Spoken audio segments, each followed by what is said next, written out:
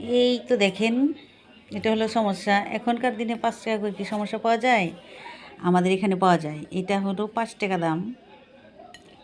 আর এই দেখেন বেলপুরি, এটাও কিন্তু ৫ টাকা। সাথে আছে পেঁয়াজি। দেখেন, এই তো বেলপুরি, পেঁয়াজি, দারুণ একটা খাবার।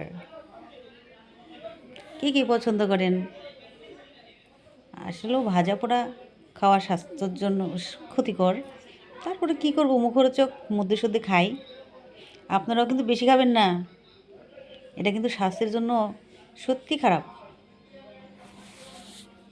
আমি খাই মধ্যে সধ্যে, ভালো লাগে, কিন্তু প্রতিদিন খাবেন না।